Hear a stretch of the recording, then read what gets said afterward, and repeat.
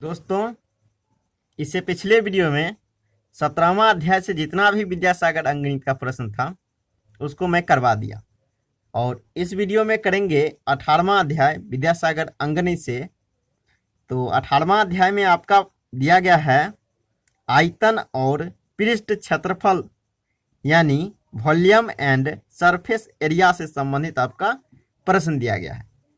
तो इसमें देखिए कुछ सूत्र दिए गए थे उसको करवाएंगे और इसके अलावे भी कुछ मैं अलग से अपडेट दूंगा और इसके डिस्क्रिप्शन में साधित प्रश्न का पीडीएफ में दे दूंगा, उसको डाउनलोड करके आप जरूर बनाइएगा। तो चलिए अब कुछ सूत्र करते हुए आगे चलेंगे। तो एक नंबर में देखिए आपका दिया गया है घन, इंग्लिश में इसको क्या कहते हैं, क्यू कहते हैं। अब चलिए इसको सबसे पहले देखिए घन को सबसे पहले बनाएंगे।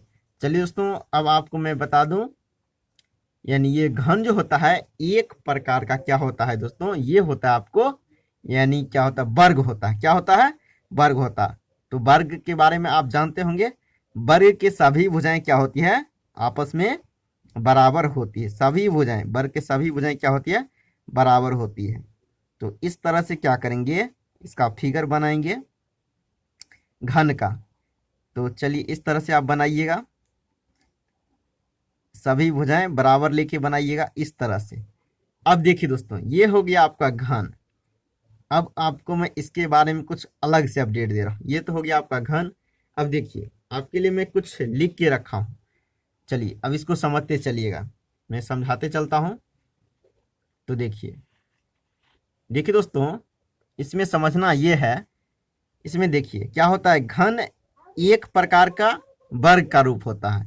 अब देखिए इसमें किनारा किनारा और भुजा एक ही होता है। किनारा कितना होता है, 12। और देखिए इसमें क्या होता है, शीर्ष बिंदु होता है। शीर्ष बिंदु कितने होते हैं, तो शीर्ष बिंदु होते हैं आपको 8। और देखिए इसमें देखिए दोस्तों वर्ग क्या होता है, वर्ग कितने बनेंगे, टोटल कितने वर्ग इसमें आ जाएंगे। तो देखिए वर्ग या सतह या फलक कितने होंगे, 6 होंगे। अब देखिए दोस्तों अब आपको मैं प्रैक्टिकल बता रहा हूँ, थोड़ा ध्यान से देखिएगा। तो देखिए दोस्तों वैसे इसका आकार आपको किसके आकार का है, यानी घनाभ के आकार, लेकिन इसको मैं घन मान के आपको बताने का प्रयास कर रहा हूं, थोड़ा ध्यान दीजिएगा। अब चलिए अब मैं क्या कहा इसमें, देखिए किनारा, किनारा मतलब क्या होता है, भुजा। चलिए अब भुजा बताते हैं कितना कितना होगा। देखिए एक ये भुजा हो गया, गिनते रहिएगा, एक भुजा, दो भुजाएं, 3 4, देखिए 1 2 3 4 हो गया। अब देखिए 5 6 7 8। अब चलिए नीचे कितना हो गया, नीचे भी 4 हो जाएगा, 8 1 9 10 11 1 12। तो देखिए दोस्तों भुजा या किनारा कितना हो गया, तो 12। अब चलिए समझिए, अब आप शीर्ष बिंदु, दोस्तों अब ये नहीं कमेंट कीजिएगा मैं इसको क्या किया, वर्ग मान के आपको मैं बता रहा हूँ, लेकिन ये इसका जो आकार है आपका घनाभ के आकार का। तो अब आपको मैं समझाता हूँ शीर्ष बिंदु। शीर्ष बिंदु देखिए अब इसमें शीर्ष बिंदु 8 दिए गए हैं। तो चलिए कौन कौन से शीर्ष बिंदु 8 हैं, तो देखिए 1 2 3 4। अब देखिए 4 1 5 6 7 7 हो गया, 8 हो गया। ये सब क्या हो गए, शीर्ष बिंदु। शीर्ष बिंदु आपका कितना हो गया, 8। अब देखिए देखिए दोस्तों इस ये क्या है, आयताकार का है, लेकिन आपको क्या मानना है, वर्ग मानना। इसी तरह से आप घना में इसको फॉलो कर सकते हैं, घना पे ये सेट बैठ जाएगा। वैसे छक्का लीजिएगा, तो आप देखिएगा लूडो जैसे खेलते हैं उसमें देखिए छक्का एक आता है, उसको लेके देखिएगा तो ये बन जाएगा। वैसे मेरे पास अभी नहीं था, नहीं तो मैं उसी पे बताता। चलिए इसी पे मैं आपको समझा दे रहा हूँ। अब देखिए आगे दिया गया आपका वर्ग, इसमें कितने होंगे, सतह कितने होंगे, फलक कितने होंगे। चलिए देखिए ये हो गया आपका फलक, एक, समझते रहिएगा, 1 2 3 4 5 और देखिए 6 6 क्या हो गया, 6 फलक, 6 वर्ग और 6 सतह हो गया। यानी कहने का मतलब, यानी ये घन जो बनता है कितने भुजाओं से बनता है दोस्तों, इसको बनाने के लिए सिंपली आपको भुजा 12 होनी चाहिए, शीर्ष बिंदु कितनी होनी चाहिए, 8 होनी चाहिए, और वर्ग उसमें कितने वर्ग का समूह रहता है उसमें, तो 6 वर्ग रहता है, 6 फलक 6 सतह रहता है। अब चलिए, अब इसका मैं कुछ सूत्र करवा देता हूं, देख लीजिए। सूत्र आपकी बुक में दिया गया था। आयतन बराबर सूत्र क्या होता है? तो आयतन बराबर सूत्र होता है भुजा का पावर 3। अब देखिए दोस्तों, घन इकाई आयतन क्या है, चलिए इसको भी समझ लेते हैं। अब देखिए, आपके लिए मैं कुछ कुछ लिख के रखा, चलिए उसको बाद में देखेंगे, इसको पहले कर लेते हैं। आयतन बराबर क्या होता है दोस्तों? घन का आयतन बराबर भुजा क्यू होता है, यानी घन इकाई। अब देखिए, इसी को क्या किया, इसी को किया भुजा निकालने के लिए। भुजा निकालने के इधर के क्या किया दोस्तों, करनी में 3 आयतन कर दिया। भुजा निकालने क्या क्या, करनी में 3 आयतन कर दिया। इस तरह से क्या निकल गया, भुजा निकल गया। अब देखिए, संपूर्ण पृष्ठों का क्षेत्रफल, संपूर्ण पृष्ठों का क्षेत्रफल क्या होता है, इसके लिए सूत्र होता है, यानी घन का संपूर्ण पृष्ठों का क्षेत्रफल हो जाएगा 6 गुने भुजा स्क्वायर। याद रखिएगा, संपूर्ण पृष्ठ का क्षेत्रफल यानी घन का क्या हो जाएगा, 6 गुने भुजा स्क्वायर, और उसका मात्रक क्या हो जाएगा, वर्ग। जो भी मात्रक आएगा उसका क्या होगा, वर्ग होगा। अब देखिए, इसमें क्या होता है, विकर्ण। इसमें देखिएगा विकर्ण होता है, तो विकर्ण के लिए आपको फॉर्मूला क्या लगाना है, लगाना √3 गुने 1 हो जा। क्या लगाना है विकर्ण के लिए, √3 गुना 1 हो जा। अब चलिए, आपको मैं समझा रहा हूँ घनाभ के बारे। अब देखिए दोस्तों, इसमें एक चीज मैं और भूल गया, देखिए ये बता दे रहा हूँ। इसमें देखिए पार्श्व क्षेत्रफल होता है। क्या होता है, पार्श्व क्षेत्रफल। मुख्य रूप से जो दिखाई देते हैं फलक, उसी का क्षेत्रफल निकाला जाता है। इसमें क्या 4 फलक दिखाई दे रहे हैं, तो 4a²। ये हो गया आपका, यानी पार्श्व जो होता है, मुख्य रूप से दोस्तों जो क्षेत्र या भाग आपको दिखाई दे वही हो जाता है पार्श्व पृष्ठीय क्षेत्रफल। इसमें देखिए, आप ध्यान से देखेंगे 4 ही फलक आपको दिखाई देंगे। तो उसका यदि आपसे पूछ दे पार्श्व पृष्ठीय क्षेत्रफल घन का क्या होता है, 4a² होता है। ये देखिए मैं अलग से लिख लिया। अब चलिए 2 नंबर टॉपिक को समझते हैं। तो दोस्तों, अब देखेंगे घनाभ के बारे में। चलिए घनाभ को भी समझते हैं। तो सबसे पहले इसका मैं फिगर आपको बता दूं।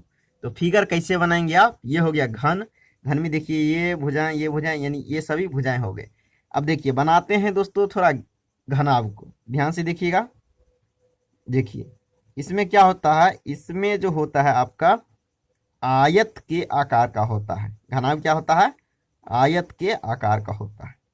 अब चलिए इसको देखिए, मैं फिगर को बनाने को बता रहा हूं। देखिए ये हो गया आपका घनाभ। अब चलिए समझते चलिए दोस्तों। ये हो गया लंबाई, ये हो गया ऊंचाई, और ये क्या हो गया दोस्तों, ये हो गया आपका चौड़ाई। इसमें क्या क्या होता है, लंबाई होता है, चौड़ाई होता है, और ऊंचाई होता है। ये हो गया आपका घनाभ। अब चलिए, अब आपको मैं घनाभ के बारे में भी कुछ लिख के रखा हूं, उसको भी समझ लीजिए। देखिए ये मैं लिख के रखा हूं। तो देखिए दोस्तों, है क्या, घनाभ जो होता है आयत का प्रकार के रूप में होता है, यानी घनाभ का जो निर्माण होता है आयत के सम्मिलित रूप से होता है। अब चलिए, अब मैं वैसे देखिए सेम जो बताया था, इसमें सतह यानी आयत या फलक कितने होंगे, 6 होंगे। अब देखिए शीर्ष बिंदु 8 ही होंगे, किनारा या भुजा कितना होगा दोस्तों, टोटल 12 होंगे। अब चलिए इसको समझते हैं। जैसे कि देखिए ये मैं समझाया था, इस पे देखिए आपको सब कुछ सेम टू सेम बैठ जाएगा। तो सबसे पहले क्या दिया हुआ है, सबसे पहले दिया हुआ आपका सतह, आयत या फलक। अब देखिए सबसे पहले इसमें ध्यान दीजिएगा, सतह कितने हैं। सतह देखिए दोस्तों, अब समझिए, सतह हो गया 1 2 3 4 5 1 6। देखिए 6 हो गया, यानी इधर भी एक फलक हुआ। चलिए एक बार और गिनते हैं, 1 2 3 4, 4 इधर वाला 4, इधर 5 और नीचे वाला 6। तो 6 हो गया फलक, आयत, सतह कितने हो गए, 6। अब शीर्ष बिंदु समझिए, सेम टू सेम था। एक, ये शीर्ष बिंदु, मिलन बिंदु को शीर्ष बिंदु कहते हैं। 1 2, 2 हो गया, 3 हो गया, 4 हो गया। अब देखिए 4 हो गया, 5 6 7 8, 8 कितने हो गया, 8 हो गया आपको शीर्ष बिंदु। अब किनारा देखिए कितना होता, तो उसी तरह से हो जाएगा, 12 हो जाएगा। 1 2 3 4 5, देखिए 5 6, देखिए 7 8। अब देखिए इधर देखिए 8 हो गया, एक 9 10 11 12, 12 हो गया आपका किनारा हो गया। अब चलिए इससे कुछ जानकारी को हासिल कर लिया। अब चलिए मैं आपको सूत्र की ओर ले चलता हूँ। ये हो गया आपका सूत्र, आयतन बराबर यानी घनाभ का आयतन बराबर सूत्र होता है लंबाई गुने चौड़ाई गुने ऊंचाई, और मात्रक जो कुछ भी आएगा उसका घन हो जाएगा। अब देखिए घनाभ का क्या होता है दोस्तों, घनाभ के सभी पृष्ठों का क्षेत्रफल होता है 2 इंटू लंबाई गुने चौड़ाई प्लस चौड़ाई गुने ऊंचाई प्लस ऊंचाई गुने लंबाई, ये होता है। और क्षेत्रफल क्या होता है, वर्ग के रूप में होता है। मात्रक जो कुछ भी आएगा वर्ग के रूप में होगा। अब देखिए इसमें विकर्ण होता है, विकर्ण जो होता है, विकर्ण के लिए सूत्र क्या लगाएंगे, root under L square plus B square plus H square. क्या लगाएंगे, L square plus B square plus H square. अब देखिए कमरे के चारों दीवार क्षेत्रफल क्या होता है दोस्तों, ये सब याद रखिएगा। 2 इंटू दोस्तों याद रखिएगा 2 इंटू ऊंचाई, 2 इंटू ऊंचाई गुने एल प्लस बी, याद रखिएगा। अब देखिए खुले बक्से के क्या दोस्तों, खुले बक्से के संपूर्ण पृष्ठों का क्षेत्रफल के लिए सूत्र होता है लंबाई गुने चौड़ाई, क्या होता है, लंबाई गुने चौड़ाई प्लस 2 इंटू चौड़ाई गुने ऊंचाई प्लस लंबाई गुने ऊंचाई, ये होता है। अब चलिए दोस्तों आगे समझते हैं दिया गया आपका गोला के बारे में। चलिए अब आपको मैं समझाने का प्रयास करता हूं गोला के बारे में। तो अब दोस्तों ये हो गया आपका गोला का फॉर्मूला। इसको क्या करते हैं, चलिए अब आपको मैं इसमें कुछ समझा देता हूं। दोस्तों गोला जो होगा, गोला क्या होता है, जैसे देखिए ये वृत्त टाइप का होता है, वृत्त टाइप का होता है। इसमें क्या होता है, त्रिज्या होता है, और ये यहाँ से यहाँ तक ये हो गया आपका परिधि के रूप में काम करता है, परिधि के रूप में काम करता है। यहाँ से यहाँ तक त्रिज्या हो गया, और यहाँ से यहाँ तक यानी परिधि से परिधि केंद्र होके जो दूरी होता है वो व्यास हो जाता है, ध्यान रखिएगा। वो हो जाता है आपका व्यास हो जाता है, डी हो जाता है। और त्रिज्या यहाँ से यहाँ तक दूरी, ये देखिए ये भी त्रिज्या हो गया, ये भी त्रिज्या हो गया, ये भी त्रिज्या, यानी ये सब त्रिज्या हो गया। अब चलिए अब आपको मैं इसका फॉर्मूला कुछ करवाता हूँ। तो चलिए गोला का आयतन के लिए सूत्र होता है 4/3 पाई आर क्यूब। क्या होता है दोस्तों, गोला का आयतन के लिए सूत्र होता है 4/3 पाई आर क्यूब। अब देखिए गोला का संपूर्ण पृष्ठों का क्षेत्रफल होता है 4 पाई आर स्क्वायर। क्या होता है, 4 पाई आर स्क्वायर। अब देखिए इसमें एक अर्धगोला होता है, क्या होता है, अर्धगोला। तो अर्धगोला का आयतन क्या होता है 2/3, क्या होता है 2/3 पाई आर क्यूब होता है। अब देखिए इसमें एक और होता है अर्धगोला का पूर्ण पृष्ठ क्षेत्रफल। क्या होता है, अर्धगोला का संपूर्ण पृष्ठ क्षेत्रफल 3 पाई आर स्क्वायर, याद रखिएगा। अर्धगोला का संपूर्ण पृष्ठ क्षेत्रफल क्या होता है 3 पाई आर स्क्वायर। अब आगे चलते हैं बेलन की ओर। तो आगे जो है दोस्तों आपका बेलन है, क्या है, बेलन। बेलन को इंग्लिश में कहते हैं सिलेंडर। क्या कहते हैं, सिलेंडर। अब देखिए इसका मैं फिगर बना रहा हूं बेलन का। वैसे देखिए दिया गया था बुक में, देखिए इस प्रकार से आप बनाएंगे। नीचे में एक प्रकार का वृत्त होता है, ऊपर में भी एक प्रकार का वृत्त ही होता है। अब देखिए ये हो गया आपका यहां से यहां तक का जो दूरी हो गया वो हो गया आपका त्रिज्या। क्या हो गया, त्रिज्या हो गया, यहां से तक त्रिज्या हो गया। अब चलिए आगे देखते हैं, ये हो गया आपका त्रिज्या, ये हो गया त्रिज्या, और ये क्या हो गया, ऊंचाई हो गया, ये ऊंचाई हो गया, ये क्या हो गया, ऊंचाई हो गया। दोस्तों इस चीज को ध्यान रखिएगा, ये सब क्या हो गया आपका ऊंचाई का काम करता है। इसमें क्या क्या होता है, त्रिज्या होता है, त्रिज्या होता है और ऊंचाई होता है। अब इसका क्या कीजिएगा, देखिए एक नीचे में भी वृत्त, एक ऊपर में भी वृत्त रहता है। अब इसका सिंपल फार्मूला जानते हैं, ये आप नोट कर लीजिए अच्छी तरह से दोस्तों, क्योंकि जब हम सवाल बनाएंगे तो उसमें क्या होगा, ये सब फार्मूला का यूज होगा। तो देखिए बेलन का आयतन के लिए सूत्र होता है पाई आर स्क्वायर एच। क्या होता है, पाई आर स्क्वायर एच।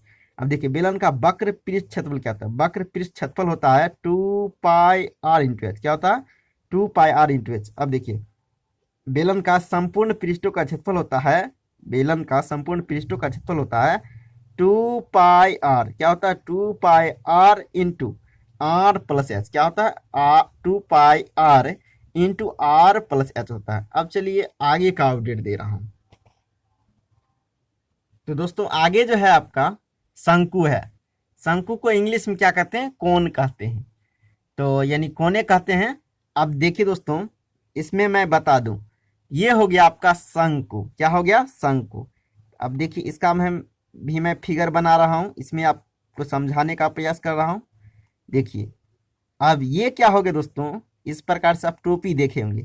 टोपी में क्या होता है? एल होता है। ये हो गया आपका तिर्यक ऊंचाई। क्या है? तिर्यक लंबाई या ऊंचाई, इसको कहेंगे तिर्यक लंबाई या ऊंचाई। अब देखिए ये क्या हो गया? ये हो गया आपका सिंपली ऊंचाई। क्या हो गया? सिंपली ऊंचाई हो गया। और ये हो गया आपका त्रिज्या। इसमें क्या क्या होता है दोस्तों, आप समझ लिए। यानी क्या होता है? आर होता है, एच होता है, और तिर्यक क्या होता है? ऊंचाई होता है। अब इसके लिए देखिए फॉर्मूला होता है। शंकु के लिए देखिए क्या क्या फॉर्मूले होते हैं, चलिए उसको समझते हैं। आयतन बराबर, शंकु का आयतन के लिए सूत्र होता है 1/3 pi r square h. 1/3 pi r square h होता है।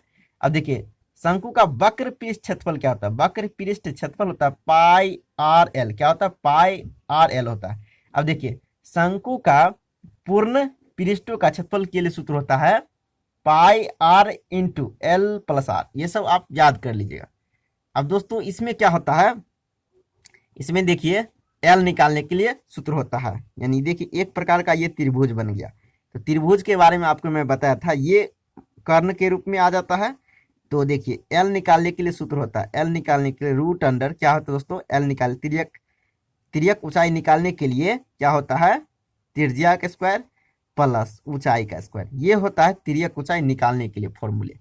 अब चलिए दोस्तों आपके लिए मैं कुछ स्पेशल लिख के लाया हूं, उसको समझाने का प्रयास कर रहा हूं।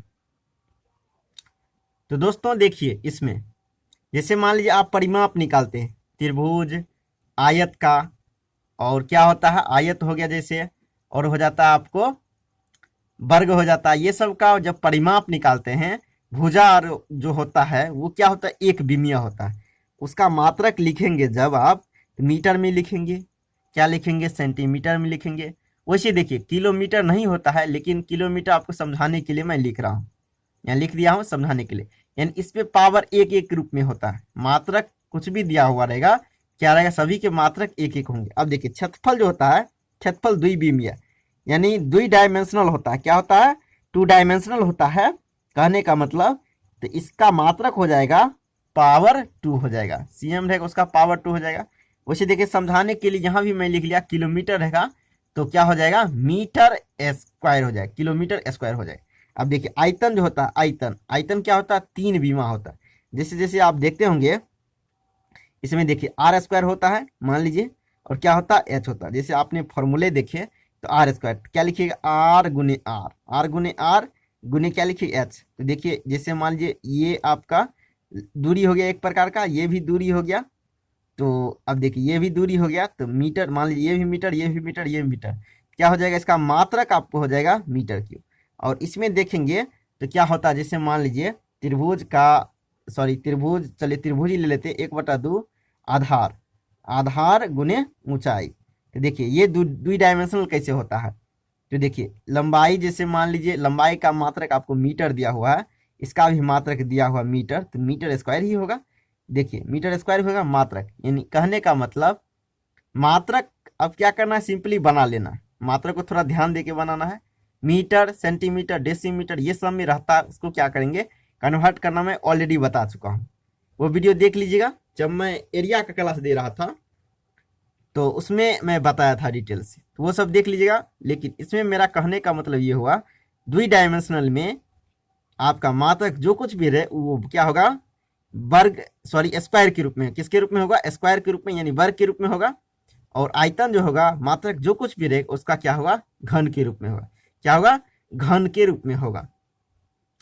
तो यही था। अब देखिए कुछ और लिख के लाया, चलिए उसको समझाते हैं।